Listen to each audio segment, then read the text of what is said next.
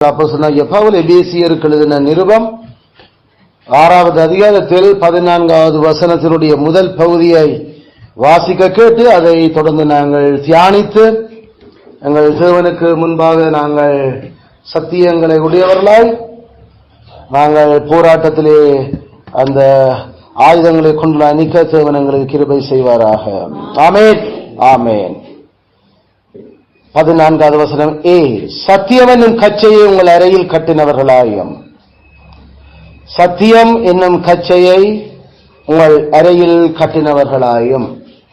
சௌர நாங்கள் இந்த வசனத்தில் இருந்து கடந்த சில வாரங்களாக சத்தியம், இதிலே பேசப்படுகிற சத்தியம் என்கின்ற அந்த போர்க்கலன் அது 4 கிளைகளை கொண்டிருக்கிறது என்றும், அந்த 4 கிளைகளிலும் அது முதலாவது இரண்டாவது என்ற அந்த ஆர்டரும் அதில் இருக்கிறது என்பதையும், அந்த 4 கிளைகளை கொண்டிருக்கிற 4 சேர்த்து தான் இந்த இடத்துல சத்தியம் என்று பரிசுத்த ஆவியானவர் அப்போஸ்தலனூடாக எங்களுக்கு எழுதியிருக்கிறார் என்பதையும் நாங்கள் சிந்தித்திருந்தோம். இவ்வாறு நாங்கள் அந்த சத்தியம் என்னும் கச்சை என்கிறதிலே கச்சை என்கின்ற அந்த படைக்கலனை குறித்து நாங்கள் சென்ற முறை சிந்தித்தோம். அது அந்த கச்சை பொதுவாக 2 விதங்களில் எங்களுக்கு வேதத்தில் அது பயன்படுத்தப்பட்டது. ஒன்று, சாதாரணமாக ஆண்களும் பெண்களும் தங்களுடைய கால்கள் தடக்கி விடாதபடிக்கு அவர்கள் போட்டிருக்கிற அந்த சட்டை அல்லது மேல் சட்டையை தூக்கி இறுக்கி கட்டி விடுறதுக்கான அந்த பெல்ட் அல்லது அந்த அறையில கட்டுற அந்த கச்சையை அது பல இடங்கள்ல குறித்திருக்கு என்பதை நாங்கள் விளங்கி இருந்தோம். அது எங்களுக்கு உருவகமாக வேத வசனங்களில கிறிஸ்தவ ஓட்டத்தில் நாங்கள் இடறி போகாமல் ஓடுறதுக்கு எங்களுக்கு அந்த உருவகம் பயன்படுத்தப்பட்டிருக்குது. அதனால எங்களுக்கு இடைஞ்சலா இருக்கிற ஓட்டத்தில் இடைஞ்சல் உண்டு பண்றதுல எங்களை விட்டு அகற்றி நாங்கள் கவனமாக ஓட வேண்டும். அந்த அகற்றல் ஒரு பக்கம், தூக்கி கட்டுறதும் ஒரு முறை. அதால அந்த விடயங்களை நாங்கள் விளங்கி கொண்டோம். அதே நேரம் இன்னும் ஒரு அரை கச்சையை பற்றி வேதம் கதைக்குது. அது ஒரு புருஷனை போல அரை கட்டி கொண்டு நில் என்கிற அந்த வசனங்கள்ல இருந்து அது ஆண்களுக்கு மட்டுமே உரித்தான ஒரு தோரணையை அந்த பகுதியில் எங்களுக்கு தெளிவாக வெளிப்படுத்தினது. குறிப்பாக ஜோபுவோடு ஆண்டர் கதை கேட்கல அவர் அதை கதைக்கிறதை நாங்கள் விளங்கினாங்க. அதனால அந்த விதமான அந்த தோரணையில இருந்து எங்களுக்கு தெரியுது புருஷனை போல் இடைக்கட்டி, புருஷன் என்றா பொதுவாக 20 வயதுக்கு மேற்பட்டார்கள். அதனால அதுலேயும் அந்த புருஷனை போல கட்டி கொண்டு நின்று எனக்கு பதில் சொல்லு வாப்பம் என்று கேட்கல. அது ஒரு போர் ராணுவம், ஒரு மறுதரம் பெரியவருக்கு கொடுக்கின்ற, மூத்தோனுக்கு கொடுக்கின்ற ஒரு படத்தை எங்களுக்கு அதனூடாக கொண்டு வந்துச்சு. அதனால அதுல இருந்து நாங்கள் அது மிலிட்டரி பெல்ட், மிலிட்டரி ஆர்மி ஆட்களோட சம்பந்தப்படுகிற விடயம் என்பதை நாங்கள் பார்த்திருந்தோம். அதில் அந்த 2 சென்ஸ்லையும், இந்த 2 அர்த்தங்களையும் வேதம் அதை பயன்படுத்தி இருக்கிறபடியால எங்களுடைய எபேசியர் 6ஆம் அதிகாரத்தில் இந்த சூழமைவு எது என்கிறத நாங்கள் பார்க்கும் பொழுது எங்களுக்கு தெரியும். இது சூழமைவு போராட்டத்தை பற்றி கதைக்குது. அதனால ஆண்களும் பெண்களும் பொதுவாக போட்டிருக்கிற பெல்ட்டை பற்றி அந்த அர்த்தத்தில் இந்த இடத்துல சொல்லப்பட இல்லை. அந்த அர்த்தம் இதுக்குள்ள வரவு மேலாது.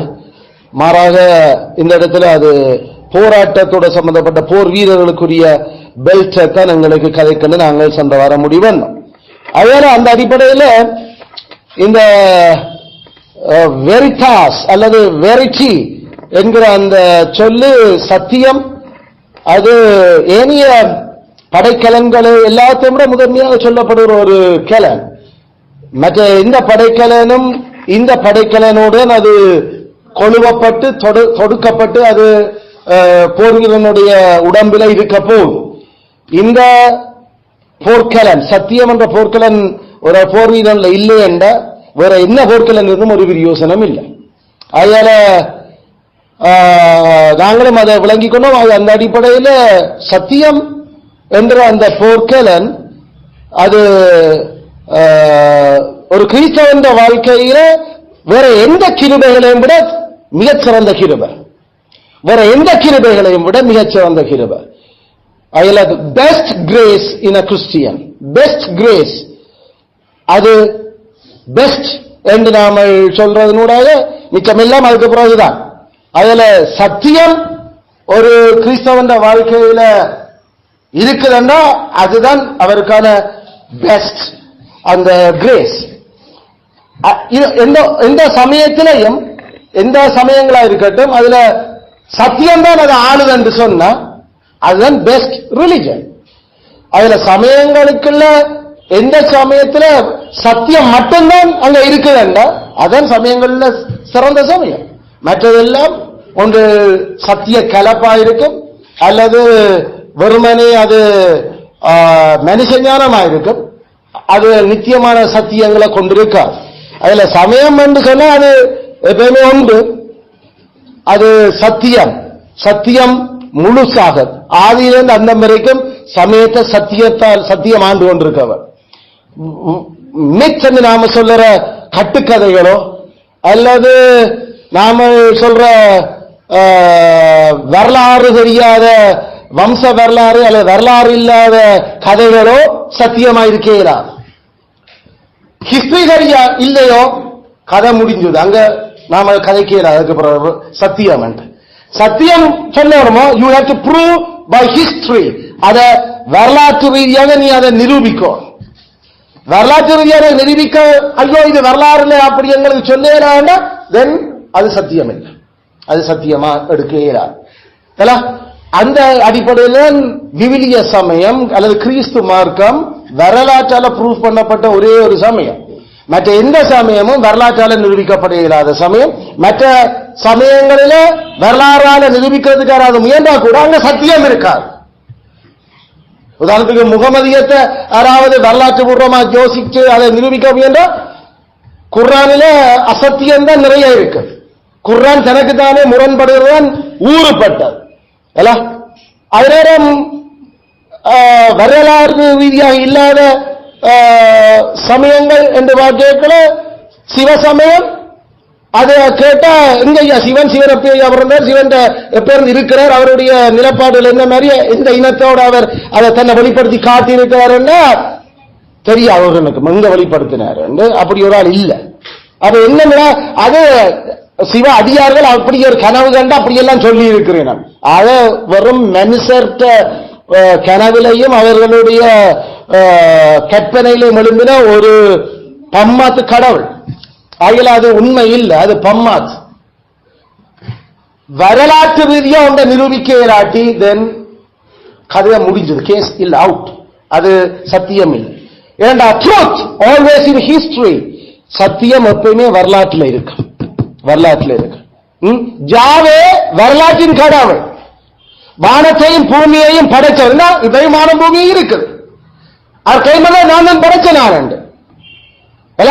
வேற எந்த சமயத்திலே நான் தான் வானத்தை பூமியை படைச்சேன் ஒரு கிளைம் பண்ணவும் இல்லை. யாராவது அப்படி கிளைம் பண்றா கண்ணன் கள்ளக்கண்ணன் தன்னை வாயத்திறந்து சொல்ல நான் திண்டுட்டேன் அந்த களவெடுத்தேன் இங்க பார்த்தா வாய்க்களை உலகம் தெரிஞ்சதாமா. வெறும் கற்பனை பம்மாத்து மரமண்ட கதைகள். இதுகளெல்லாம் ஒரு சமயம் என்று நினைச்சு கொண்டு வாழ்ந்து கொண்டிருக்கிறாங்க, மரத்தையும் மாட்டையும் வணங்கி கொண்டு. ஆகையால இப்படிப்பட்ட அந்த பம்மாத்துகள்ல சத்தியம் இல்லை, அது வரலாறு இல்லை. கேட்டா எவ்வளவு வரலாற்றுக்கு முந்தின காலம் வரலாறு 6000 வருஷம் தான், வேறொரு வரலாறு இல்ல. ஆதாமிலிருந்து இன்றைக்கு வரைக்கும் வயசுடன் கேட்டுக்கொள்ளா அது 88,000 கோடி ஆண்டுகள் வாழ்ந்த ஒரு தீர்த்தங்கார் இருக்கிறார் என்றான் விஷ்ணுவை வணங்குறவன். ஆற்றாம 88,000 கோடி எவ்வளவு மதியினம் வரலாற்றில இல்லாத கற்பனைகள். இதை ஏதாவது சயின்ஸ் பத்தி அவங்க பைத்தியம் உங்களுக்கு என்றார். அதான் சயின்டிஸ்ட்ல கடவுள் இல்லை என்று சொல்ல வலிக்கிட்டவங்க. ஏன்னா இவங்களோட கட்டுக்கதைகளை பார்க்கல இது விசர்க்கதை கொண்டு இருக்கிறீர்கள் நிரூபி. பைபிள் நிரூபிக்கிறது அது யாரு? அதை நிரூபிச்சிருக்கிறாங்க எங்களுடைய பலம் நிபுணத்துவம் பெரும் சயின்டிஸ்ட். அந்த மெய்க்கடவுள் தான் எங்களுக்கு அதுகளை சொல்லி வேதத்துல இருந்து நாங்கள் இதுல கண்டுபிடிக்க வில்லியமாவே ரத்த சுற்றோட தோங்கி எப்படி லேவியராமன் வாசிக்க எப்படி அந்த ரத்தம் ஓடுது கொள்ளுது அதுல என்னண்டா வேதத்தை நான் 4ஆம் வாசிச்சதுல என்ன கண்டுபிடிப்பை நான் கொண்டு வந்தான். உங்களோட சித்தர்கிட்ட போய் கேட்டா அந்த மரத்துல இலையே புடுங்க, இந்த மரத்துல வேற பூ அவி குடிச்சு போ என்று இவ்வளவுதான் கதைப்பார். அப்ப வேறும் இல்லை இலையும் இல்லை, எல்லாரும் அரைச்சரைச்சு தின்ன வேண்டிய ஒன்றும் சரி வருகிறது இல்லை. இவ்வளவுதான் தெரிஞ்சது இவரோட சமயத்துக்கு சித்தருக்கு. அதனால இவனுக்கு மெய்ஞானம் கொடுக்கப்படும், கர்த்தருக்கு பயப்படுற மனுஷருக்கு மட்டும்தான். அதனால மெய்ஞானம் அது இஸ்ரவேலில் இருந்தது, மெய்ஞானம் அது ஆங்கிலேயர்ல இருந்தது. ஏனென்றால் அங்கேதான் சுவிசேஷம் கடத்தப்படுது. அல்லது அது மேலை நாட்டு, நாம் சொல்றோம் மேற்கு நாட்டாருக்கு அது குடுவட்டம்.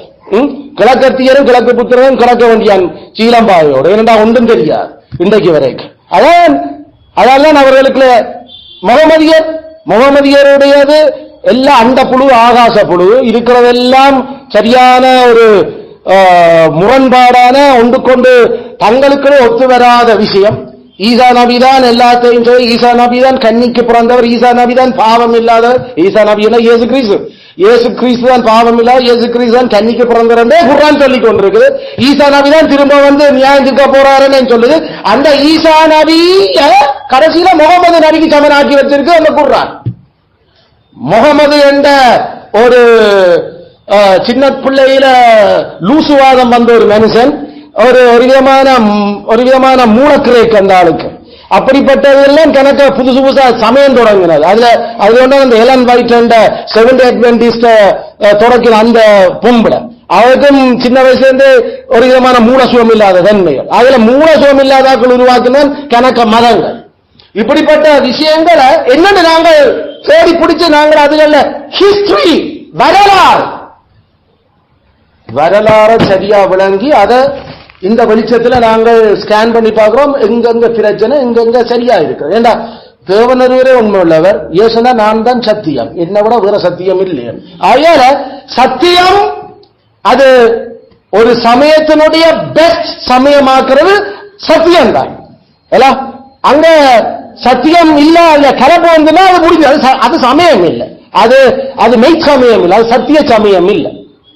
அதனால ஒரு கிறிஸ்தவ வாழ்க்கையிலையும் அல்லது சமயங்களில் நாம் ஆராய்ச்சியிலும் அதுல சத்தியம் என்றது ஒரு மிகப்பெரிய ஒரு அணிகலன். அதே நேரம் சத்தியம்தான் எங்களுக்கான அந்த நெஞ்ச நிமித்து நிற்கிற பெருமையும் கூட. சத்தியம் எங்க இருக்குதோ அங்க கடவுள் அவங்களோட இருக்கிறார். ஏன்னா கடவுள் இருக்கிற இடத்துல சத்தியம் இருக்கும். சத்தியவான்கள் அவங்க சத்தம் கேட்கிறாங்க. அதனால சத்தியம் எங்களோட இருந்தா எங்களுக்கு தன்பான நெஞ்சு நிமிடம். சத்தியம் எங்களை தைரியப்படுத்தி வச்சிருக்குது. சத்தியம் இல்லாதாக்கெல்லாம் ஓடி ஒளிவினம், சத்தியம் இல்லாதாக்கெல்லாம் கூனி குறுகினம், சத்தியம் இல்லாதாக்கெல்லாம் வேடாண்டு கலப்பினம். எங்களுக்கு சத்தியம் இருக்கு. அதனால எந்த முரண்பாடும் இல்லாம தெளிவா நாங்கள் பேசுறோம். இல்லாட்டி தங்களுடைய பிள்ளைகளை மறைக்கிறதுக்கு, தங்களோட சத்தியம் இல்லாத தன்மையை மறைக்கிறதுக்கு சத்தியம் என்கின்ற அந்த விஷயத்தை ஆராயாம கிறிஸ்தவர்கள் என்ற ஆக்கல்ல இருக்கிற பிள்ளைகளை எடுத்து காட்ட வலிக்கிட்டு நாங்கள் ஒன்றும் சொல்லல. கிறிஸ்தவர்கள்லாம் கிறிஸ்தவம் என்று நாங்கள் சொல்றது கிறிஸ்துதான் கிறிஸ்தவம், கிறிஸ்துதான் கிறிஸ்தவமே, நாங்கள் இல்ல கிறிஸ்தவம். அப்படி பார்த்தா கடைசியில அபிசுவாசியில கேடு கட்டியாக்க கிறிஸ்தவத்துக்கு நிறைய பேர் இருக்கிறோம். அதனால ஆளை வச்சு ஆக்களை வச்சு இல்ல சத்தியம் எது சத்தியம் எது இல்லைன்னு முடிவு பண்றது, கிறிஸ்துவ வச்சுதான் முடிவு பண்றது எது சத்தியமா இல்லையா. ஆமென். அதனால எங்களுடைய பார்வை எந்த சமயத்தையும் பார்க்கல அங்க உங்களுடைய ஆக்கள் அப்படி நடக்கிறோம் இப்படி கிறிஸ்துவ தான் எங்களுக்கு கிறிஸ்தவம். கிறிஸ்துவோட பேரை தரிச்சு கொண்டு வாழ்ந்ததால அவர் கிறிஸ்துவர்கள் அல்ல. அதுல கிறிஸ்து என்ன சொல்லியிருக்கிறார் அதன்படி வாழறதைத்தான் நாங்க கதைக்கிறோம். கிறிஸ்து அப்படி கதைச்ச கிறிஸ்து இது சரியா பிள்ளையாண்ட சொல்லுற கிறிஸ்து இது பிள்ளையாண்டா உங்கிறது போல கிறிஸ்து இது சரியன்னா அது சரி அல்ல. கிறிஸ்துவ மிஞ்சின ஞானம் ஒன்றும் இல்லை, கிறிஸ்துவ மிஞ்சின உண்மையும் போரை ஒன்றும் இல்லை. அதுல நான் தான் முழு சிருஷ்டிக்கும் ஆதி, நான் தான் ஆதி பகவன். ஆகையால நான் தான் ஆதி என்றா நீ ஆதிசிவன் என்று போய் மலையில சிவலிங்கத்தை தேடிக்கொண்டிருக்க அவன் எனக்கு ஆளால எட்டி உதவுவான். அதனுடைய ஊத்த தன்மையில விளங்கி பார்க்க எவ்வளவு ஒரு அஜியண்டம், ஒரு அசிங்கம். இந்த சிவலிங்கம் என்ற அந்த விஷயம் என்ன, அது லிங்கம். லிங்கம் என்று சொன்னா பொதுவாக ஆண்குறி பெண்குறி. அதில் இவர்கள் வணங்குறதே ஆண்குறியும் பெண்குறியையும் தான். இந்த சிவனுடைய ஆண்குறியையும் பார்வதியினுடைய பெண்குறியையும் சேர்த்து வச்ச அதுக்கு பேர் சிவலிங்கம். எவ்வளவு ஒரு அச்சுவருப்பான ஒரு மதம், அப்படி ஒரு கேவலம் கட்ட காம மதம் அது. அதில் இப்படிப்பட்ட மதம், அதாவது அவரை உதவுறாங்க. இதெல்லாம் ஒரு மதம் நீங்கள் அதான் புத்தர் அதை விட்டு வெளியில வந்த இதெல்லாம் ஒரு மதம் லூசு கடவுளில் உங்களோட கதையை நீங்களும் அதுல சரியான ஒரு அடியண்டமான மதம். அதெல்லாம் மனுஷருக்கு பரிசுத்தத்தை வளர்க்க போகுது. இன்னும் 2 பொஞ்சாதி 3 பொஞ்சாதி கள்ள பொஞ்சாதி கண்ணன் வணங்கி கண்ணன் வணங்கி வார எல்லா லீலைகளையும் சேர்க்கைகளையும் செய்து கொண்டு செய்யத்தான் ஆக்கள் கல். இது பரிசுத்தத்தை வளர்த்து பரமம் கொண்டு போகிற, அசுத்தத்தை வளர்த்து நிறையம் கொண்டு போய் கொண்டு. இதெல்லாம் ஒரு மதம். அதுல இதெல்லாம் இது இப்படி கதைக்கல. நாங்க எந்த தைரியத்தில் கதைக்கிறோம்? இது கிறிஸ்து அதை சொல்லி இருக்கிற எது பரிசுத்தம் என்பது. ஆயால எங்களுக்கு வேற எந்த காழ்ப்புணர்ச்சியும் இல்லை. நாங்கள் அதை பின்பற்றியாக்களை நாங்கள் கத்தையில அந்த மதம் என்று கதைக்கிற விஷயத்தை நாங்கள் கிரிட்டிக் பண்றோம், அதைத்தான் நாங்கள் விமர்சிக்கிறோம், அதை வேற வார்த்தைகளால விமர்சிக்கிறோம். விளங்குவோம். கிறிஸ்துவர் எப்படி பார்த்தாரோ அதை அப்படி பார்க்கிறோம், அவ்வளவுதான். அதோட சத்தியம் எங்களுக்கு அலங்காரமும், சத்தியம் எங்களுக்கு தைரியம். சத்தியம் தான் எங்களுக்கு வடிவு, சத்தியம்தான் எங்களுடைய பெல. ஆகையில இந்த அடிப்படையில சத்தியம் அந்த கச்சை என்கிறதுக்கு அந்த விஷயத்தை நாங்கள் போன முறை பார்த்திருந்தோம். அதுல இன்றைக்கு நாங்கள் இன்னும் ஒரு சத்தியத்துல குறித்து நாங்கள் படிக்க இருக்கிறோம். நீதிமொழி 23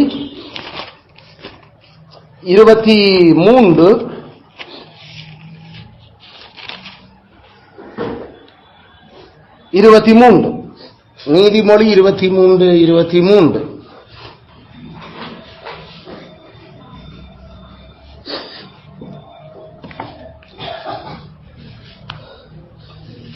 சத்தியத்தை வாங்கு, அதை விற்காதே. சத்தியத்தை வாங்கு, அதை விற்காதே.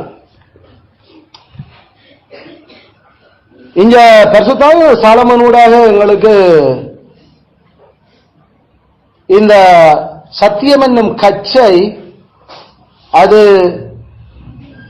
வாங்கப்பட வேண்டும், அது விற்கப்படக்கூடாது என்று அவர் எங்களுக்கு ஒரு அறிவுறுத்தல அல்லது ஒரு எச்சரிப்பை எங்களுக்கு கொண்டு வர. உண்மையில அப்படி இந்த அட்வைஸ், இந்த ஞானம் 2 வகையான மனுஷரோட சம்பந்தப்படுது. ஒன்று சத்தியம் இல்லாத மனுஷரை பற்றி கதைக்குது, அவர்களை பார்த்து சொல்லி சத்தியத்தை வாங்க. 2வது வகை மனுஷர் சத்தியத்தை வச்சிருக்கிற மனுஷரை பற்றி கதைக்குது, அவர்கள் அதை கவனமா வச்சிருக்க வேணும் என்று சொல்றாங்க. முதலாவது சத்தியம் வச்சிருக்காத மனுஷரை பற்றி கதைக்குது, அவர் சத்தியத்தை வாங்க சொல்லுது.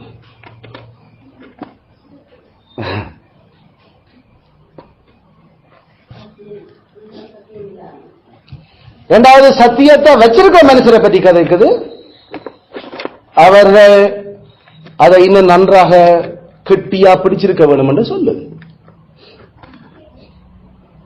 அதாவது விற்காது என்று சொன்னா அதான் அதனுடைய அர்த்தம். சத்தியத்தை வச்சுக்கிறியோ அப்ப அதை இன்னும் நல்லா வச்சு பிடிச்சுக்கொள்ளடாப்பா, அதான் அதனுடைய அர்த்தம். அதனால சத்தியம் இல்லாதையாக்கள் சத்தியத்தை வாங்க வேணும், வாங்க பிரியாசப்பட வேணும். சத்தியம் வச்சிருக்கிற மனுஷர் இன்னும் அந்த சத்தியத்தை இறுக்கி கட்டி அணைச்சு பிடிச்சு அதுல பெருக வேணும். சோ அதைத்தான் நாங்கள் அந்த எடுக்கிற ஒவ்வொரு ஸ்டெப்ஸும், ஒவ்வொரு காலத்துக்கு நாங்கள் முந்தி வேதம் வாசிக்கிறத பற்றி, பிறகு நாங்கள் 10 அதிகாரம் வாசிக்கிறத பற்றி, பிறகு 5 அதிகாரம் ஒவ்வொரு ஸ்டெப்பும் நாங்கள் எடுத்துறாங்க அந்த சத்தியத்தை நாங்கள் பிடிச்சு வச்சிருக்கிறதுக்காக. இப்ப நாங்கள் இன்னும் ஒரு வியூகத்துல காலத்தில் இறங்குறோம். நாங்கள் நாளாந்தம் அந்த சத்தியத்தில இருந்து என்ன விஷயத்தை நாங்கள் பெற்றுக்கொள்கிறோம் என்றதை தனிப்பட்ட ரீதியில நாங்கள் அதை நோட் பண்ணி எழுதி வச்சிருக்கிறது. அதனால அது இன்னும் அதுக்கு கொஞ்சம் நாம அந்த வார்த்தைகளை தியானிக்க வேண்டும். அதை தியானிக்கிறோம்னு சொன்னா அந்த பகுதியை நாங்கள் ஒருக்கா வாசிக்கிறது, 2ஆம் தரம் வாசிக்கிறது, 3ஆம் தரம் வாசிக்கிறது, 4ஆம் தரம் வாசிக்கிறது, அப்படி வாசிச்சு கொண்டு வரைக்கும் எங்களுக்கு அதுல ஓடுற அந்த படம் அல்லது அதுல இருக்கிற ஒவ்வொரு அந்த பிளாக்குகள் விளங்கும். ஒரு அதிகாரத்துல சில நேரம் அந்த அதிகாரம் முதல் தொடங்கின அதிகாரத்திலிருந்து வந்து கொண்டிருக்கும். அப்ப சில நேரம் அது முடிஞ்சு அடுத்த ஒரு விஷயம் அதுல தொடங்கலாம். அப்ப நாங்கள் அந்த அதிகாரம் முழுக்க என்ன எங்களோட கதைக்குதுன்றது இல்ல, நாங்கள் இப்ப பார்க்கிறது அதுல இருக்கிற அந்த குறிப்பிட்ட அந்த அந்த ஒரு பிளாக் பை பிளாக். உதாரணத்துக்கு நமக்கு லூக்காவில் நாம பார்த்தா சகேயுனுடைய சம்பவம் லூக்கா 19 நடுப்பகுதிக்கு பிறகுதான் தொடங்கும். அப்ப அதுக்கு முன்னுக்கு வேறு ஒரு விஷயம் பேர், சில 10 தொழுநோயாளர்களுடைய விஷயம் பெறலாம். அப்ப இப்ப நாம வாசிக்கலாம், அந்த அதிகாரம் ஃபுல்லா வாசிக்கணும் போயில சகையும் பெறும், 10 தொழுநோயாளர் பெறும், அதுக்கு பிறகு வேற விஷயங்கள் நம்மளோட போக்கஸ் அதுல ஏதோ ஒரு பிளாக்ல அன்றைக்கு நிக்க போகுது. அடுத்த வருஷம் அல்லது அது திருப்பி செகண்ட் நாம அடுத்த அதிகாரம் வரையல நாம போக்கஸ் பண்ண வேற ஒரு பிளாக்குக்கு அந்த அதிகாரம் ஃபுல்லா நாம வாசிச்சு காம்ப்ரிஹெண்ட் பண்ணி அதுல இருக்கிற எல்லாத்தையும் கொண்டு வந்து போடணும், அது டூ மச். தியானிக்கிறது ஒரு குறிப்பிட்ட சம்பவம் தான் தியானிக்கப்பட வேண்டும். அதிகாரம் ஃபுல்லா தியானிக்கிறது இல்லை. அதிகாரமே ஒரே சம்பவம் தானே தியானிச்சுதான் ஆகும். அது ஒரே விஷயத்தை தானே கதைக்கப்போம் விளங்கு. அப்ப அந்த அது அதிகாரத்தை ஃபுல்லா வாசிக்கிறோம். இப்ப அதுக்குள்ள 2-3 சம்பவங்கள் வரப்போகுதுன்னா நாம அதுல ஒரு சம்பவத்துல குறிப்பா எங்கட கண்ணை பறிப்போம். அதுல இருந்து அதை திருப்பி வாசிக்கிறோம். அதுல இருக்கிற யாருக்கு இப்ப கதைக்கிறது இயேசு அந்த அந்த சம்பவத்துக்கு முன்னுக்கு அப்ப என்ன நடந்து கொண்டு இருந்தது, அப்புறம் அதுக்கு பிறகு அடுத்த அதிகாரமாயும் சில வரையில் இருக்கலாம். அடுத்த அதிகாரத்தில் என்ன அடுத்தது தொடருது அது என்றது நாம பார்க்க வேண்டும். உதாரணத்துக்கு நாம மத்தேயு 21ஆம் அதிகாரம் நினைக்கிறேன். அப்ப அது 20ஆம் அதிகாரத்துல அந்த திராட்சை தோட்ட பேதுரு இருக்கிறார், உண்மையை நாங்கள் எல்லாம் பின்பற்றி வந்தோமே எங்களுக்கு என்ன கிடைக்கும்? அப்ப அவர் சொன்னார், உங்களுக்கு எல்லாம் 100 தனியா இதுவும் அதுவும் கிடைக்கும் அப்படி என்று சொல்ல பெரும் குழு என்று நாம் நினைச்சிருப்போம். ஆனா அது முந்தினோர் ஆகவங்க கவனமாயிரடாப்பா என்று சொல்லி போட்டு 21ஆவது அதிகாரம் திராட்சை தோட்டக்காரன் கதை கதைக்கிறான் நினைக்கிறேன் இல்ல, அப்படியோ மத்தேயு 19:20 ஃபைன். அப்ப 20ஆம் அதிகாரத்துல அந்த 7ஆம் வசனம் அதுக்கு கிட்ட வரையக்கல திருப்பியும் முந்தினோர் பிந்தினராயும் 15ஆம் வசனம் வரையக்கல திருப்பி முந்தினோர் பிந்தினராயும். அப்ப அந்த சம்பவம் திருப்பி முந்தினோர் என்ற அந்த இது 19 கழித்து அப்புறம் 20 தொடருது.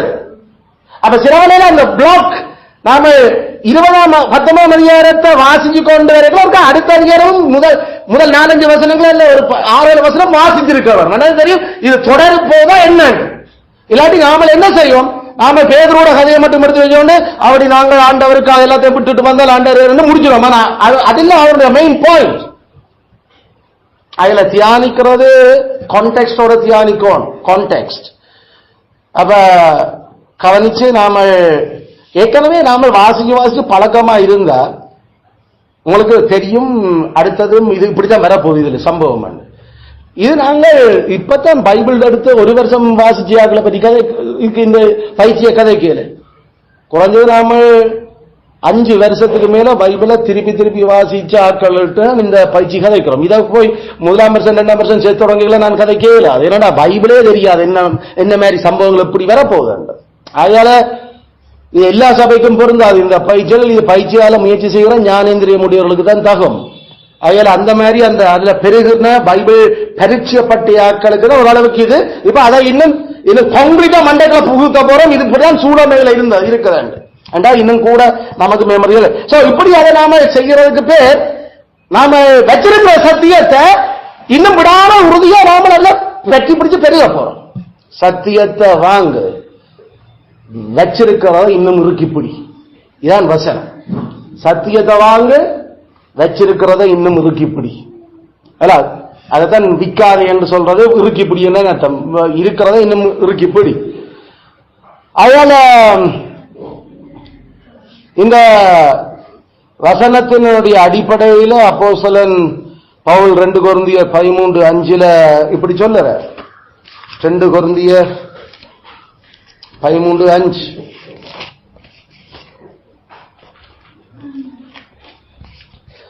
கொரிந்து சபைக்கு அவர் எழுதியிருக்கல.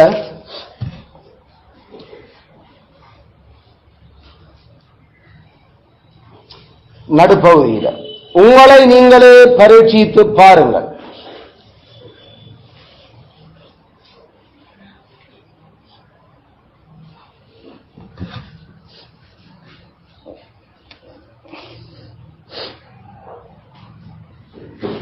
இந்த நம்மளுடைய தமிழ் டிரான்ஸ்லேஷன்ல something wrong.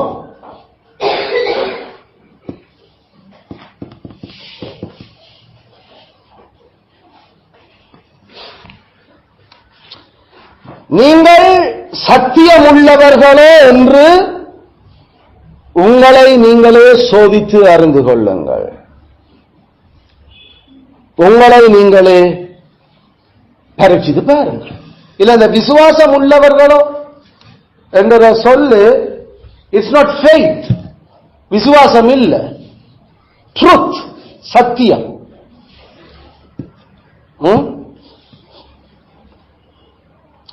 நீங்கள் சத்தியம் உடையவர்களோ அல்லது சத்தியவான்கள் தானோ அல்லது சத்தியம் உள்ளவர்களோ என்று உங்களை நீங்களே சோதித்து பாருங்க. Examine yourselves whether ye have truth. சத்தியம் உங்கள்கிட்ட வச்சிருக்கிறீங்களோ என்று உங்களை நீங்களே எக்ஸாமின் பண்ணுங்க, பரீட்சித்து பாருங்க. Prove yourselves. நிரூபிங்க, உங்களை நீங்க நிரூபியுங்க. Alright, நம்முடைய தமிழ் டிரான்ஸ்லேஷன்ல இருக்கிற ஓட்டு மாட்டுகள் இல்ல, இப்படி கன விஷயங்களை நாம படிக்கல, அது அப்படித்தான் போகுது. நாமும் இப்ப இங்கிலீஷும் கிரீக்கும் ஹீப்ரூல நிக்கிறபடியே சில தமிழ கவனிக்கிறே. சரி, சோ அதுல சரியா விழ வேண்டிய வசனம், நீங்கள் சத்தியம் உள்ளவர்களோ என்று உங்களை நீங்களே சோதித்து அறியுங்கள், உங்களை நீங்களே பரீட்சித்து பாருங்கள். Examine yourselves, prove yourselves. நிரூபிச்சு காட்டுங்க, உங்களை நீங்களே நிரூபிச்சு காட்டுங்க. பரீட்சித்து பாருங்க என்றது உங்களை நீங்களே நிரூபிச்சு காட்டுங்க, சத்தியம் உங்கள இருக்கிறதோ இல்லையோ.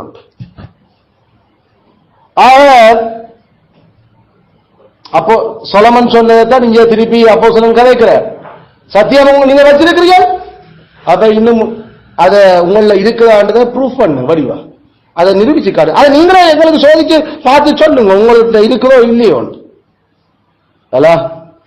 இப்ப இந்த விஷயத்தை நாம ப்ரூவ் நிரூபிக்கிறதுக்கு தான் நாங்கள் அடுத்தது நுழைய போறோம். நிரூபிக்கிறது சத்தியமங்கள்ல இருந்தா நாங்கள் ஆற்ற பிள்ளைகள், கிறிஸ்துவனுடைய பிள்ளைகள். சத்தியமங்கள்ல இல்லைன்னா நாங்கள் ஆற்ற பிள்ளைகள், பிசாசின் பிள்ளைகள். பிசாசின் பிள்ளைகள் என்ற சத்தியம் அவனுக்குள்ள இல்ல, சத்தியம் அவனுக்கையும் இல்லை அவனுக்குள்ளையும் இல்லை. He doesn't have truth. அவனுக்கு தெரிஞ்சதெல்லாம் ஆதி முதல் பொய்யிலையும் கொலையும் தான். பொய், ஆதி முதல் பொய். ஆனா கிறிஸ்து ஆதி முதல் மெய், சத்தியம் தான் தெரியும். அவர்ல கொஞ்சமும் பொய்யினுடைய நிழல் கூட இல்லை. கடவுள் சத்தியம் உள்ளவர், அவருக்கு பொய் சொல்ல தெரியாது, அவருக்கு பொய்யாக நியாயம் தீர்க்க தெரியாது, அவருக்கு பொய்யாக மனுஷரோட பழக தெரியாது, அவருக்கு பொய்யா வேலை செய்யவும் தெரியாது. 4 விஷயத்தையும் கருதுனாங்க. கடவுளுக்கு பொய்யா தீர்க்க தெரியாது, கடவுளுக்கு பொய்யா மனுஷரோட நடக்க தெரியாது, அது நேர்மை என்று சொல்றோம். கடவுளுக்கு பொய் கலைக்க தெரியாது, கடவுளுக்கு பொய்யா வேலை செய்ய தெரியாது.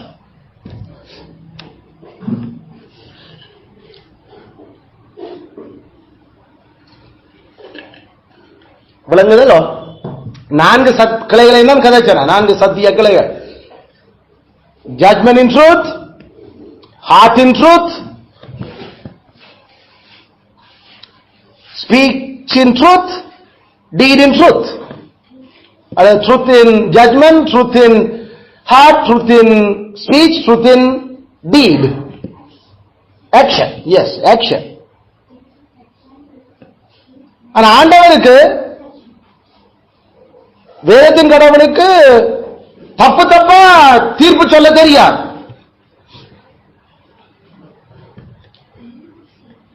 ஆனா பிரம்மனுக்கு தாண்டம் உலக படைச்சது என்று நினைச்சு கொண்டிருக்கிறாராம். ஆனா பிறகு அதுக்காக பிரம்மன் பிரம்மன் பிரம்மன் பிரம்மாத்மா இல்ல, பிரம்மாவுக்கு தாண்டம் உலகத்தை படைச்சு அவட புத்தகங்கள் சிலர்கள் சொல்லுது. அவரும் அப்படிதான் நினைச்சு கொள்றாரு. ஆனா பிறகு விஷ்ணு கொஞ்சம் இவரோட மோதேக்குல விஷ்ணு காட்டேக்கெல்லாம் தெரியுதான் தான் தன்னை விட விஷ்ணுவான உலகத்தை படைச்சிருக்க வேணும். உங்களுக்குள்ளே தெரியாரா என்ன தீர்மானம் எடுக்கிறேன், என்ன தீர்ப்பு, இதெல்லாம் ஒரு கடவுள் விஷக்கூத்து கதைகள் அல்ல. பிரம்மனுக்கு அப்பதான் தெரியும் தன்னை விட பவர்ஃபுல்லா விஷ்ணு இருக்கிறார். விஷ்ணுவுக்கு தெரியாது அது கண்ணன் வாய்க்குள்ள இருந்தா உலகம் வந்தது. கண்ணன் எங்கேயோ களவெடுத்துட்டு அம்மா ஓடி போய் அடிக்க பிடிக்க தேடி திரிஞ்ச பிடிக்க என்னடா இப்படி செய்த நீ இங்கே பேரண்டு வாயத்தா உலகம் அதுக்குள்ள இருந்து வந்துச்சு. தாய் ஐயோ நான் கடவுளையில அடிக்க போயிட்டு அது போல விஷ கூத்துகள் இதுல வாசிச்சா நமக்கு என்னடா வேஸ்ட் ஆஃப் வட்ட வேஸ்ட் இருக்குது. ஆனா சத்தியத்தை சரியா நிரூபிக்கிறதுக்கு ஒன்னும் செய்ய இயலாது. அதுக்குதான் நாம சம்பளம் வச்சு வேலை செய்து இருக்கிறோம். ஒன்னும் செய்ய இயலாது. இதை மத்தியாக்கள் செய்ய இயலாது. அதனால நாமளாவது அதை செய்து நம்ம பிள்ளைகளுக்கு இது என்ன எங்க சத்தியம் இருக்குது, இது சத்தியமா சத்திய மதமா, இது பித்தலாட்ட பொய் மதமா, அவனுக்கும் தெரியாது இவனுக்கும் தெரியாது. இந்த போல 3வது ஆளுக்கு தான் தெரியும், தான் தான் பெரிய என்ன நடக்குது. அப்ப கிருஷ்ணன் படைச்சானா விஷ்ணு தான் அது அவதாரம் எடுத்து கிருஷ்ணா வந்தாரண்டா. அப்ப இதுக்கு உனக்கு வந்த மீனும் கரடிக்கும் என்ன நடந்தது? எவ்வளவு பைத்தியத்தானங்க. எங்களை ஆண்டவர் ஜட்மெண்ட் கொடுத்தா ஜட்மெண்ட் தான். அதுக்கு எழும்பி 2 வடகட்டி கொண்டு கதையலாம். முதல் என்னோட பாப்பம் என்ன கதைக்கிற நீ என்று வேண்டா முடிஞ்சு போச்சு. ஜோபுவே வேறா நீதிமானும் சன்மாக்கனும் இது சிவருமான் நெற்றிக்கண்ண துறந்தாரம். அப்ப கீழே மற்ற சிஷியன் சொன்னாரு நெற்றிக்கண் திறப்பினும் குற்றம் குற்றமே என்று. அப்ப கடவுள் நெற்றிக்கண் திறந்தாங்கன்னா கடவுளும் குற்றம் செய்யலாம். இப்படிப்பட்ட கடவுள் எல்லாம் ஒரு கடவுள், அதுல நாங்கள் வணங்குறோம். எங்களுடைய ஆண்டதுன்னா என்னில போல சொல்ல போறியோ சரி எலுமின்னு சொல்லு. நான் கேட்கிற கேள்விக்கு என்ன, ஞானம் இல்லாத வெறும் மண் நீங்கள் செய்யறதுலாம் உங்களோட முந்தைய ஆத்தாவும் அப்பானுமா ஈவன் இடம் ஆதாமும் மேவாளும் போய் கேடு அங்க என்ன செய்ய மண்ணான நீ கலைப்பியோ திருப்பி எனக்கு எந்த ஞானம் எந்த. ஆனா அங்க அவன் பத்தனே குற்றம் சாற்றான் திருமூர்த்தியில ஒரு ஆள். எப்படி இருக்குது விஷயம் இதெல்லாம்?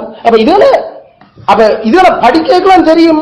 அங்க அல்லாஹ் என்னத்தை பிழை என்று சொல்ற, அப்புறம் ஏன் சரி என்ன. அப்ப இந்த சமயங்கள் என்று சொல்றது இந்த பொய் மதங்கள் எல்லாத்தையும் ஒரு பக்கம் வச்சுட்டு இங்க கிறிஸ்துவையும் கிறிஸ்துவனுடைய வார்த்தையும் வச்சு பாடம் போறேக்க அந்த ஒழுங்கி இதெல்லாம் ஓடி மறைஞ்சிடுது. ஏன்னா அவற்றை தீர்ப்பு சத்தியம் அது வன்ஷ தீர்ப்பு தான். அதுல எந்த ஒரு வேற்றுமை நிழலும் இல்லை அதுகள்ல. அதனால அவருடைய மனுஷனோட அவற்றை நடவடிக்கை நான் நேர்மையாத்தான் உங்களை படைச்சேன். நான் நீங்க உங்களோட சொந்த வழியில கருத்தா நானா காரணம், நீங்களும் காரணம், உங்களோட பாவத்தின் காரணம். நான் பாவத்துக்கு காரணமோ பாவம் செய்ய தூண்டுறியாலும் இல்லை. நான் பாவம் என்ன பாவம் என்ன நீங்க எந்த விருப்பத்தை நிறைவேற்றாம போறோம் பாவம். நான் சொன்ன நிறைவேற்ற நீங்கள் நிறைவேற்றாம போயிட்டு உங்களுக்கு நான் தந்த கொடுத்த சுதந்திரம் தான் காரணம். நான் சுதந்திரம் கொடுத்தது பாவமோட நீங்கள் அந்த சுதந்திரத்தை தப்பா பயன்படுத்தினதுக்கு அதுல ஆண்டர் மனுஷனோட நேர்மையாத்தான் நடக்கிற. ஆனா இஞ்சால ஐயா பிள்ளைகளை சொல்லி கொடுக்கிற பாட்டுல இருந்து எப்படி சுத்த வேணும் என்றதுக்கே கடவுளுடைய பேர்லயே பாட்டு இருக்குது. வெண்ணையை திருடி திண்டவன் படிச்சா இதெல்லாம் ஒரு பாட்டு சொல்லி கொடுக்குறாங்க.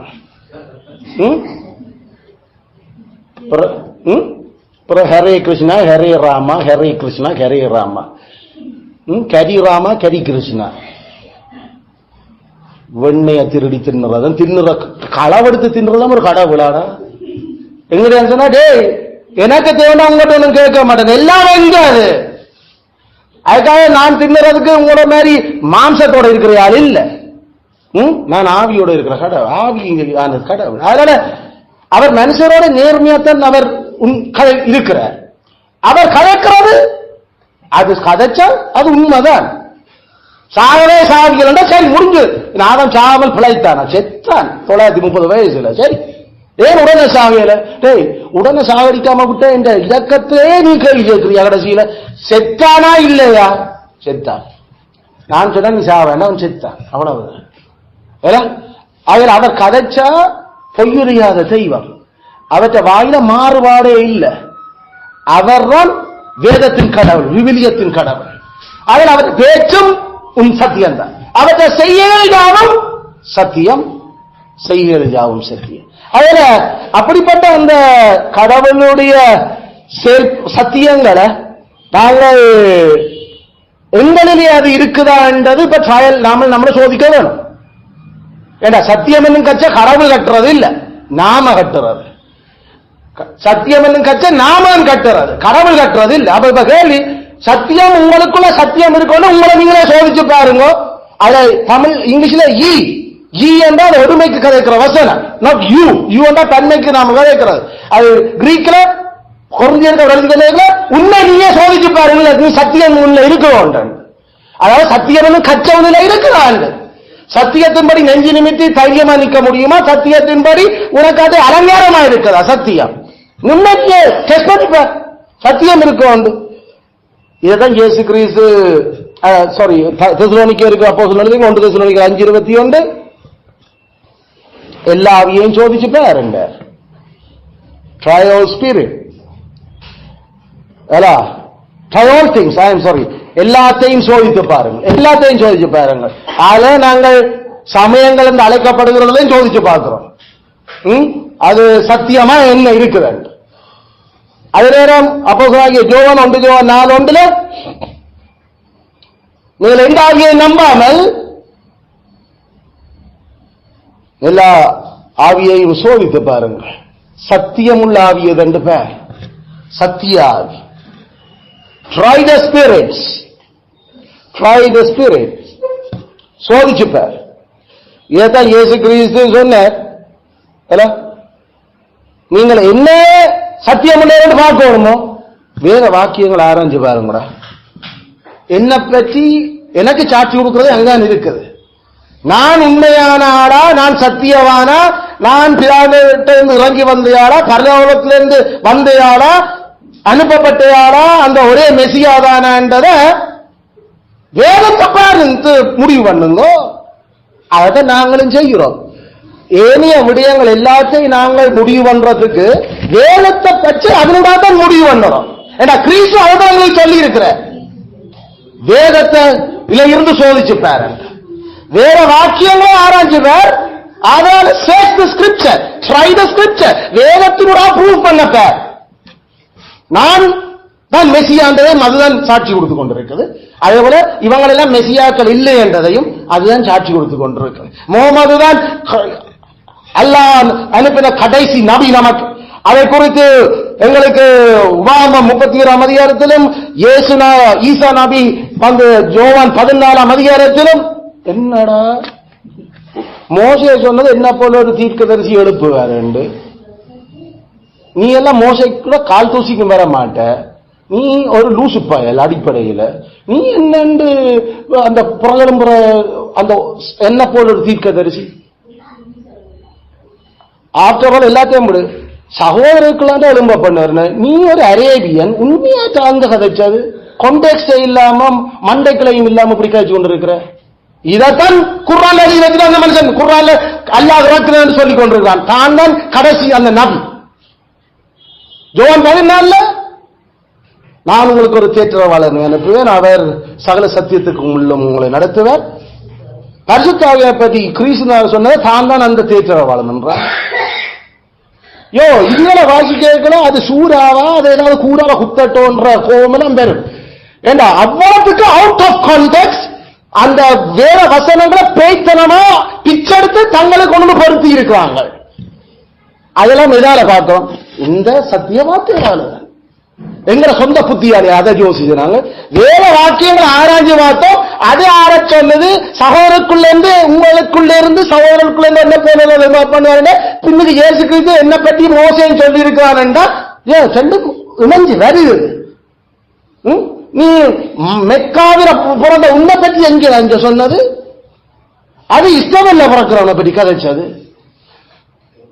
சகலச பாரத குறித்து, நீதியை குறித்து, நேர்த்தி குறித்து கண்டித்துற நான் அனுப்ப போற தூய ஆவிய பற்றி அவர் கதைக்க, நீ சாதாரணமாக மனுஷனா பிறந்த உனக்கு, உன்னையே ஊரை விட்டு அடிச்சு அனுப்பின உனக்கு, பிறகு ராணுவ பலத்தோட வந்து ஆட்களை வாழால வெட்டுவது என்று பயமுறுத்தி அரியணை ஏறின நீ தேர்தல வாழணும். நீ எல்லாம் ஒரு சமயத்தை தோற்றுவிச்சிருக்கிற. அத ஜட்ஜ்மெண்ட், தீர்ப்பு சத்தியம் வேதத்தால் ஆராயப்பட வேணும். ஆமே, இது வரும் சமயங்களுக்கு மட்டுமல்ல, எல்லா முடிவுகளும், ஆமே, எல்லா முடிவுகளும் இப்படிதான் வரும். நாம பார்த்தோம் திருமணத்தை பற்றி, இனங்களை பற்றி, ஆண் பெண்ணை பற்றி சகலனும் வேதவசனத்தை ஆராய்ந்து பாருங்கள். வேதவசனத்தால ப்ரூவ் பண்ணாதுகளை. திருமணம் என்றால் ஒரு ஆணுக்கும் பெண்ணுக்கும் நாங்க சொன்னாங்களோ கடவுளுடைய வார்த்தை சொல்லுது. அதனால இயேசு சொன்னார் வேற வாக்கியம் சாட்சி கொடுக்குது எது சத்தியம் என்றத. மனுஷற்ற மூளை இல்லை. நாங்க எந்த மனுஷன்கிட்ட இருந்தும் எந்த மனுஷனாலும் எந்த மனுஷன் படிப்புகளை பற்றி நாங்கள் சத்தியம் கதைக்க இல்லை. சத்தியமானவராக இருக்கிற அவர் தன் ஆவியால் எழுதின 66 புத்தகமாகிய வாழுற இறை வாக்குகள் முடிவு பண்ணுறோம். அதனாலதான் அதை நாளாம் நம்ம வாசிச்சு அந்த மன்னாவை எழுத சொல்றோம். என்ன விளங்குது, என்ன செய்யுது, என்ன சொல்லுதுன்றத. அதனால நாங்கள் பெரோயா சபை மாதிரி தெசலோனிக்கையில் இருந்தவர்களை விட பெரோயா பட்டணத்தில் இருந்த ஆக்கள் மாதிரி இந்த ஸ்டேட்மெண்ட்ஸ் வேதவசனத்தால நிரூபிக்கப்படுகிறதா இல்லையா? வேதவசனம் அதுக்கு சாட்சி கொடுக்குதா இல்லையா? அது ஒத்து வருமா இல்லையா? எங்கேயாவது முரண்படுகிறதா என்ன மாதிரி? ஏன் சரிதானே? இது சத்தியங்களுக்கு வேத தீர்க்கதரிசியும் மோசையும் கிறிஸ்துவும் அப்போஸ்தலரும் இதுக்கு ஒத்து சாட்சியான கொடுக்கிறீர்கள் என்ற ஆட்கள். அதனால அப்போஸ்தலன் அதைத்தான் சொன்ன பெரோயா பட்டணத்து ஆவியோட நாம் இருக்கிறோம். பெரோயா பட்டணத்து ஆவியோட அது ஜோவான் 5:39 search the scriptures. வேதத்தை தேடு, வேதத்தில் தேடிப்ப. இரண்டாவது பெரோயா பட்டணம் அப்போஸ்தலர் 17:11 நாள்தோறும் வேத வாக்கியங்களை. என்ன பேர வேலை இல்லையா அவங்களுக்கு? நம்மளை போல வாருள்ள மனுஷர் தான். அவங்களும் வேலை செய்தான் சாப்பிட்டவங்க. ஆனா நாள்தோறும் வேத வார்த்தைகளை ஆராய்ந்து பார்த்தார். அதே ஒரு சொல்லக்கூட எனக்கு வீரப்பணம் கூடி போச்சுது, புள்ள வளர்ப்பு இருக்குது. அவங்க புள்ள போறாம எல்லாரும் துறவரமா வாழ்ந்தவங்க பெரோயாவில். அதனால நாங்கள் அது அனுதினம் தேவனோடு அனுதினம் நன்னா இருக்கிற வேலை தான் இது. சோ அதை நாங்கள் ஆராயிறோம். யாக்கோபு 1:18 அது சத்திய வார்த்தை. 2 தீமோத்தேயு 3:16 அது கடவுளினுடைய சத்தம், கடவுளினுடைய சத்தம். ஆகையால இருக்கிற எல்லா தீர்ப்புகளுக்கும் உச்சக்கட்ட தீர்ப்பு வழங்குற ஜட்ஜ் யாரு? வேதம் மட்டும்தான். The highest and chiefest judge, highest and chiefest judge. 6 மணி நேரத்துக்கு இருக்கத்தானே குளிச போடணும். என்ன அது பைபிளோ ரெண்டானு ஒரு கேள்வி. எனக்கு கொஞ்சம் முதலே நல்லா சுடுவதுண்டா ஒரு 5 மணி நேரத்தால ஓடுறாரு. அதுக்கு என்ன 6 மணி நேரம் போடணும்னு பைபிளோ? அது இல்லையே இல்லை. சரி, அது இன்னும் நல்லா கொதிக்குதுண்டா தண்ணியால ஒத்தி எல்லாம் செய்யணும். அதுக்கும் போயில 4 மணி நேரம் குளிசையே போட தேவ வாக்கில தானே டாக்டர் சொல்றது. அது கெட்ட வார்த்தை இல்லை. அதுல கெட்ட வார்த்தை தான் சீஃபஸ்ட் ஜட்ஜ். அதனால the highest and chiefest உச்ச நீ உயர் ஆனா அதிக உச்சபட்சமான நீதிபதி வேதம். வேதம் அதாவது விவிலியம் மட்டுமே. மிகவும் பூரணமான, மிகவும் போதுமான, ஒரு காலம் பக்கச்சார்பில்லாத நீதிபதிகள். மிகவும் பூரணமான, மோஸ்ட் பெர்ஃபெக்ட், ஃபுல்லி சஃபிஷியன்ட், நல்ல போதுமான, இம்பார்ஷியல் ஜட்ஜ், கொஞ்சமும் பக்கச்சார்பில்லாத நீதிபதி. பக்கச்சார்பில்லாத நீதிபதி. அதுதான் நாங்கள் உதாரணத்துக்கு மத சம்பந்தமான விடயங்கள் எடுத்துக்கொள்ள நாங்கள் சொல்லல சைவ சமயத்தில் எல்லாமே பிள்ளை என்று நாங்கள் சொல்லல. சைவ சமயத்தில் சில வேதத்துக்கு சில நன்மைகள் இருக்குதாங்க. சைவ சமயம் களவடுன்னு சொல்லி கொடுக்கல தானே, அல்லது அது பொய் சொல்லுன்னு கதைக்கல தானே, அல்லது முகமதிய சமயம் அது பொய் மதம் என்று நாங்கள் சொல்றதுனால அதுல சில நன்மைகள் இல்லையென்று நாங்கள் சொல்ல வேண்டாம். குர்ஆனே சொல்லுது கிறிஸ்து கன்னிக்கு தான் பிறந்தவர் என்றது. குர்ஆன் சொல்லுது இயேசு கிறிஸ்து திருப்பி நியாயம் தீர்ப்பார் என்று. குர்ஆன் சொல்லுது கிறிஸ்து தான் பாவம் இல்லாத ஒரே ஒரு மனுஷனா பிறந்த நபர் என்று. அதுல இது பொய்யோ, அது உண்மை. அதுல ஏனைய சமயங்களை பற்றி நாங்கள் படிக்கலையும் அந்த சமயங்கள்ல இருக்க உண்மைகளை வேதத்துக்கு ஒத்து இருக்க நாங்களும் ஏற்றுக்கொள்ளும். இப்ப கேள்வி, அப்ப இன்னும் அவங்களுக்கு அது தெரிஞ்சிருக்குது. முகமது நபீர காலத்துல 6 நூற்றாண்டா போச்சுது கிறிஸ்தவம் பிறகு. 1ஆம் நூற்றாண்டிலேயே ரோம பேரரசுல இருந்து 3ஆம் நூற்றாண்டுல பேரரசு முழுக்க மாத்தி அதுக்குள்ள அரேபியர் என்ன அவன் என்ன எல்லா இடத்திலையும் சபையை நிறுவி அங்க கிறிஸ்தவம் பெற்றும் எடுப்புல பரவி இருக்கு. பெரிய கிறிஸ்து கடவுளா, அவர் கடவுள் மனுஷனும் சேர்ந்தவரா, கிறிஸ்து மனுஷன் மட்டும்தான் என்ற பல பிணக்குகள் எல்லாம் 4ஆம் நூற்றாண்டு எல்லாம் முடிஞ்சது. அதுக்கு ஒரு 200 வருஷத்துக்கு பிறகு இவர் பிறகு. அதுல அரேபியா சொல்ற எத்தியோப்பியா மற்றது எகிப்து எல்லாம் ஃபுல்லா கிறிஸ்தவம் பரவி இருந்த நாடுகள். அதெல்லாம் அடி வேண்டி யூதர்களும் இடமில்லாம தலைவரை கோடி எல்லா இடமும் 1ஆம் நூற்றாண்டுல பரவி வேற எங்கேயும் வாழ்ந்தோம். அதுல ஒரு விதத்துல ஜாவேயிசமும் இயேசுயிசமும் ஏற்கனவே பரவி வாழ்ந்து கொண்டிருக்கிற இடங்கள். முகமது நபிக்கு என்ன தெரியும்? இயேசு கன்னிக்கு பிறந்தவர் என்று பைபிளை படிச்சுதான். முகமது நபிக்கு என்ன தெரியும்? இயேசு கிறிஸ்து திருப்பி வருவார் என்று பைபிளை படிச்சுதான். ஒன்றில் வேதத்திலிருந்து கடன் வேண்டி அந்த தான் எழுதி வச்சுட்டு போனது. அதனால இல்ல உண்மை இருக்குது. அதுக்காக அது எல்லாமே உண்மை இல்லை.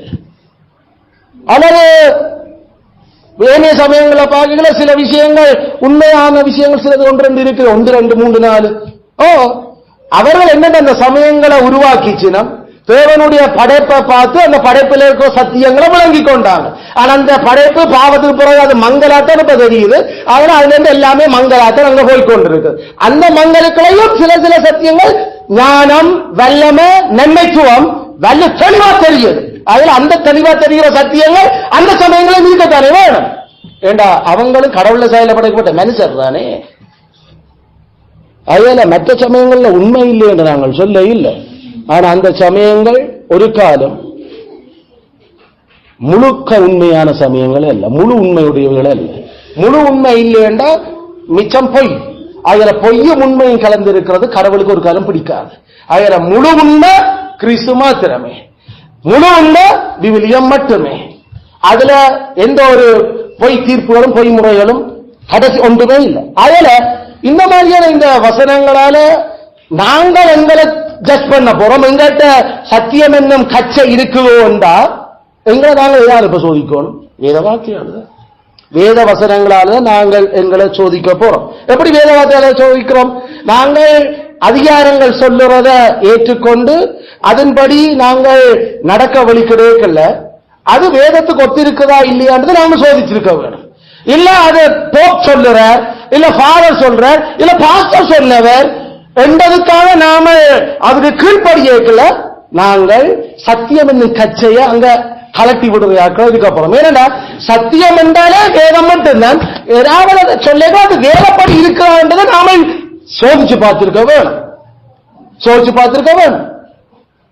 மரியாளும் இயேசுவோட கோ ரிடீமர், அவரும் சமனான ரட்சகி என்ற ஒரு உபதேசத்தை ரோமன் கத்தோலிக்க படிப்பிக்கல. தேவனுக்கு மனுஷனுக்கு மத்தியஸ்தர் வருவாரு, அவர் மனுஷனாரியே இயேசு கிறிஸ்து என்று வேதம் சொல்ற அந்த சத்தியத்தை சரியா விளங்கி என்ன நீங்க சொல்றீங்க மரியாதை எங்களை மிட்காம மத்தியஸ்தரா இல்ல என்ன அவர்கிட்ட நாம கேட்கறது. இப்ப என்ன பிரச்சனை? அங்க சத்தியம் என்ற கச்சையே இல்லை, எல்லாம் அம்மனம் அனுக்கிறீங்க. நம்ம அங்க கச்சைன்னா தான் எல்லாத்தையும் பிடிச்சி அழகு காட்டுறதுக்கும் சோங்க ஆக்குறதுக்கும். இப்படித்தான் எங்களை நாங்கள் சோதிச்சு பார்க்கணும். நாங்கள் கொண்டிருக்கிற தீர்ப்பு சத்தியங்கள் எல்லாமே வேதத்தால சோதிக்கப்பட்டிருக்குதா இல்லையா? உண்மையில நாங்கள் 1689 ஆண்டு விசுவாச அறிக்கை படிக்கல, நாங்கள் எங்களுடைய முற்பிதாக்கள் அதை வடிவ செய்து வச்சிருக்கிறாங்க. ஒவ்வொரு வசனங்களும் ஒவ்வொரு ஸ்டேட்மெண்டும் அது வேத வாக்கியங்களால ப்ரூஃப் பண்ணப்படணும், அது முரண்படக்கூடாது. ஆயால நாங்கள் அதுல சரி, ஆயால வேதத்துல தொடங்கி 32வது சாப்டர் கிறிஸ்துவும் மறு வருகையும் உயிர்த்தெழும்பலும் கதைக்கும் பிறகு எங்களுக்கு சத்தியங்கள் விளக்கியா. ஆயால நாங்கள் முடிவு பண்ணி இருக்கிற அந்த தீர்ப்பு சத்தியங்கள் வேற பூர்வமா இருக்கு சரி. ஆனா அந்த 32 விட வேற விஷயங்கள் வரைக்க 32 விட வேற விஷயங்கள் வரைக்க வேண்டாம். 32 என்ன மிக மிக அவசியமான விடயம். ஆனா மிக அவசியமான விடயங்களும் இருக்குதானே. அப்ப அதுல வரைக்கும் எதை வச்சு முடிவு பண்றது? நாங்க எது எங்களுக்கு தீர்ப்பு சொல்லணும்? நாங்கள் கொண்டிருக்கிறது சத்தியம் தானே இல்லையான்றது வேதத்தை ஆராய்ஞ்சு பாருங்கள். இதான் வேதம் ஆண்டவர் சொல்றது. அதனால உங்களை நீங்களே சோதிச்சு பாருங்க, நீங்கள் சத்தியம் உள்ளவர்களானா இல்லையா? நாங்கள் எழுதி இருக்கிற வேத வாக்கியங்களோ சோதிச்சு பாருங்க. நீங்கள் அந்த ஆவியா சோதிச்சு பாரு, வேத வாக்கியம் கூடாது விடயங்கள் சோதிச்சு பார், வேத வாக்கியங்களூடாக வேத சத்தியங்களினூடாக. Try the things, try the spirits, try எல்லாத்தையும் சோதிச்சு பார் வேத வார்த்தைகளினூடாக. அது ஓகே, அது சரியான முடிவுன்னா அது நாம அணிய வேணும். அது ரிஜெக்ட் பண்ணிட்டோம்னா தூக்கி எறிஞ்சிட்டு போகணும். ஏண்டா சத்தியம் எங்கள கலப்படமா தொடங்கிச்சா அதுக்கு பிறகு அழகும் கெடும், நாம பிழையினப்படுவோம். பிளமும் எங்களோட வீரமும் அழகும் சத்தியத்துல இருக்கு. அது முழு சத்தியம், சத்தியத்தை தவிர வேற ஒன்றிலையும் இல்லை. அதனால அதை நாம இதுல கோர்ஸ்ல பைபிள்ல அடிச்சு நாம சொல்ல, நான் சத்தியத்தை சொல்றேன், சத்தியத்தை தவிர வேற ஒன்றையும் சொல்லல என்று சொல்லல, அது பைபிளுக்கு சரி, குர்ஆனுக்கு போல. ஏன்னா அதுல இருக்கிறதே சத்தியம் மட்டும் இல்ல, பொய்யும். அது பகவத்கீதை இல்ல, பகவத்கீதையில முக்காவாசி பொய்யும் சொல்லினவை, நடவடிக்கையிலவை, நேர்மையிலவை, தீர்ப்பிலவை. அதுக்கு மேல நீ சத்தியம் அடிச்சு நான் சொல்வதெல்லாம் சத்தியம், இதுக்கு சத்தியம் தேவைப்படுறா, நீ அடிக்கிறதே சத்தியம் இல்லை, என்ன சத்தியம் இல்லை. இதைத்தான் கேட்டுக்கொண்டிருக்கு. நம்ம இல்ல விவஸ்தை இல்லாம சத்தியமே இல்லாத ஜட்ஜ் அவர்கள் தீர்ப்பு முடிக்கிற எது சத்தியம் என்று ஜட்ஜுக்கு தெரியாத எது சத்தியம் என்று அவர் தீர்ப்ப சொல்ல போறார். இதுதான் சத்தியம் இனிமேல் என்று. அதனால நாங்கள் தீர்ப்புகள் யோசிக்கல, சத்தியத்தின்படி அந்த தீர்ப்பு இருக்க வேணும். அது எல்லா விஷயத்திலையும் அதான் நாங்கள் பிச்சு பிச்சு பிச்சு குடும்ப விஷயங்கள் என்று வரைக்கல, புருஷன் மனுஷீர பெற்ற பிள்ளைகளுடைய வேலைக்காரற்ற எஜமான்கள பிச்சு பிச்சு எல்லா கிறிஸ்துவனுடைய சித்தத்தையும் நாம படிக்க வேண்டாம். அதுதான் தீர்ப்பு சத்தியம். அந்த தீர்ப்புக்கு விரோதமா வேற ஒன்றும் கதைக்கலாது, வேற ஒன்றும் வரையலாது. சாப்பாட்டை பத்தி, வேலையாட்களோட உடுப்பை பற்றி, வேலையாட்களுடைய ரட்சிப்பை பற்றி, ஏன் இதுதான் சத்தியம். இதுக்கு மாறானதெல்லாம் வேற்றுமையின் நிலை, மாறுபாடு மாறுபாடு அல்ல. அதனால அந்த சத்தியம் எங்கள்ல இருக்கவே. இப்ப இது மட்டும் வேதம் கிடைக்கல, தீர்ப்பு சத்தியம் மட்டும் சோதிச்சு பார்த்து அதை நாங்கள் பிடிச்சுக் கொள்றது எங்களுக்கு வேதம் எங்களோட இதயத்துல சத்தியத்தையும் கிடைக்குது. அதுல இதயத்துல சத்தியமும் சோதிச்சு பார்க்கப்பட வேணும். இதயத்துல உண்மையாத்தான் இருக்கிறனா, கடவுளுக்கு முன்னால நேர்மையாத்தான் நாங்கள் நடக்கிறோமா, நாங்கள் மனுஷரோட நேர்மையாத்தான் டீல் பண்ணி கொண்டிருக்கிறோமா, அந்த நேர்மை இதயத்தினுடைய உள்ளத்துல சத்தியம் எல்லாம். அது சங்கீதம் 133:3-2 எர்மோன் மலையில இருந்து சியோன்ல இருந்து ஊத்தப்பட்ட அந்த பரிமள தைலம், தலையில ஊத்தப்பட்ட ஆரோனுக்கு மேல ஊத்தப்பட்ட அந்த தைலம் எங்க வரைக்கும் இறங்குது? அது அவனுடைய காடி, அவனுடைய உடுப்பு, இதெல்லாம் இறங்குற மாதிரி இந்த தீர்ப்பு எங்க இருந்து நாம முடிவு பண்றோம்? வேதத்துல இருந்து எங்களோட மண்டைக்குள்ள எங்களுடைய புத்தியில அந்த தீர்ப்பு முடியுது. அண்டர்ஸ்டாண்டிங், நிதானம். அந்த நிதானத்தில் இருக்கிற அந்த சத்தியம் அது வலிஞ்சு எங்கட இதயம் எல்லாம் வேணும். அது இங்கே நின்றுடக்கூடாது. அப்படி நின்றால் தான் ஜூதாசு. அது இங்க இருந்தது இங்க இல்ல, அதனால இங்க நேர்மை இல்ல இயேசுவோட. ஆனா இங்க எல்லாம் சரியா இருக்குது. அதனால எங்களுக்கு மூளையும் சுகமா இருக்கணும், இதயமும் சுகமா இருக்கும். இல்லாட்டி ரெண்டும் பிழையண்டா பிரச்சனை ஆகும், அல்லது ஒன்றுதான் சரி என்றாலும் பிழையாகும். அது எல்லாம் பிழைக்கும். அதனால அது தலையில இருந்து காடியில வரைக்கும் வாய் வழியா அது எங்களை உடல் பூரா ஓட வேண்டியது அந்த சத்தியம். ஆரோனில் ஊற்றப்பட்ட அந்த அந்த தைலம் அவள் அது நல்ல வாசம், அது அழகு. இதைத்தான் தாவீது சொன்னான் 26ஆம் சங்கீதம் 1, என்னுடைய உள்ளத்துல நேர்மையை நீ பார்க்கிறேன், என் உள்ளத்துல நேர்மையை உமக்கு தெரியும். அதுதான் எசேக்கியல், ஜோபு எல்லாம் பவுல போசனாங்க, போன முறையை பார்த்தனாங்க பல விஷயம். எந்த மனசாட்சியை குறித்து நான் தீர்ப்பு சொல்ல வேண்டிய அவசியம் இல்லை, கர்த்தருக்கு தெரியும் நான் என்ன சொல்றேன். உங்கள்கிட்ட இருந்து நான் நல்லறிக்கை பெறணும் அவசியம் எனக்கு இல்லை. எந்த அறிக்கை அங்கே இருந்து வருது, என்ன அவ்வளவு உள்ளத்துல நேர்மையாத்தான் நான் நடந்து கொண்டிருக்கிறேன். அதுல இப்படிப்பட்ட இந்த விஷயங்கள் நாம சொல்லல கூசாம நாம பொய் சொல்லிடக்கூடாது. அது உள்ளத்துல உண்மையா இருக்க விரும்புகிறேன். அதனால அந்த கரணத்தில் எனக்கு அந்த சத்தியங்களை தெரியப்படுத்துறேன். அந்த கரணம் என்று சொல்றது அண்டர்ஸ்டாண்டிங், புத்தி. அதாவது ஜட்மெண்ட்ல எனக்கு சரியான தீர்ப்பை எங்களுக்கு சத்தியத்தை சொல்ல எங்களுடைய உள்ளத்துல உண்மை நான் இருக்கிறது முடியுமா அந்தவரே. அதனால நாங்கள் இதயம் எவ்வளவோ திருக்குள்ள என்று படிச்சிருக்கிறோம். அந்த திருக்குள்ள இதயத்திலையும் நேர்மையா நாமல் இருக்க வேணும் என்றா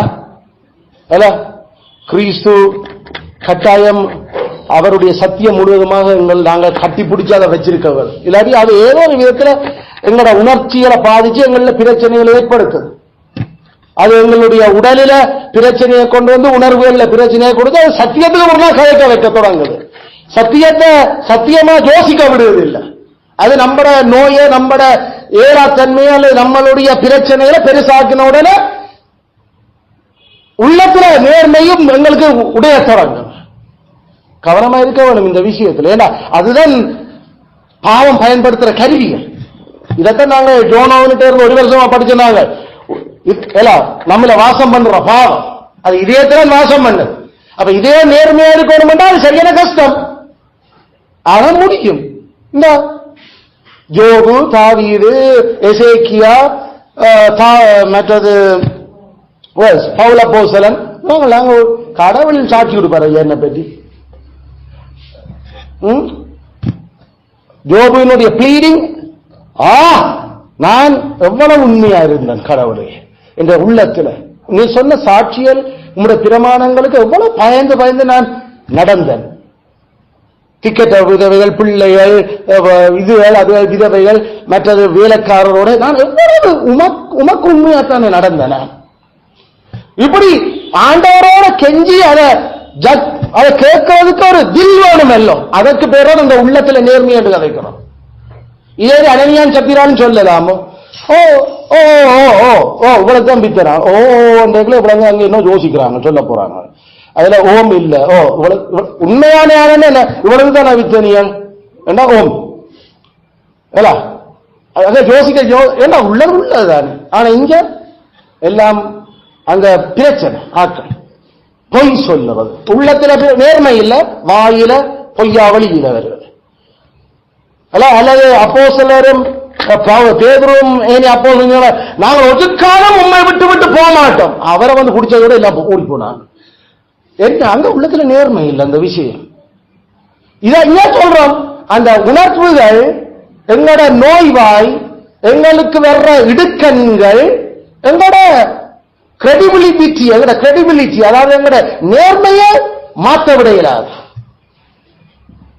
கடைசி வரைக்கும் என்ன ஆயிடு? என்ன விட்டுட்டு ஓடி போயிட்டாங்களே, இல்ல என்ன விட்டு ஓடி போயிட்டாங்க. அவரே சொன்னார், சரி என்னத்தானே எதிரில் இவங்களை விடுங்கன்னு சொன்னா வேற. ஆனா எல்லாரும் ஓடி போயிட்டாங்க. அப்ப பைபிள் அதையும் சொல்லு, நீ சொன்னி என்ற ஒரு நம்பகம் இருக்கணும் இந்த கதையில. இந்த வட்டம் இந்த இதென்ற புறம் ஆக்களை காடையில புறம் ஒளிஞ்சு ஒளிஞ்சு பின்னுக்கு திரிகிறது. அந்த அது என்னதால வந்தது? இதயத்தினுடைய திருக்கு அந்த எங்களுடைய சரியான அந்த சத்திய தீர்ப்புகளை நிறைவேற்ற விடுவதில்லை. அது முகம் பார்த்து பல விஷயங்கள்ல சமாளிச்சு ஓட பார்க்குது. அதனால அதுல பேச்சது ஏழு கிறிஸ்து ஆறு பேரியல் நான் தாங்க. ஓ அப்படியோ அவரையோ நான் தான். ஏன்னா அங்க நேர்மை இருக்குது. ஆக்களோட டீல் பண்ணினது சொன்ன வார்த்தை சொன்னதான்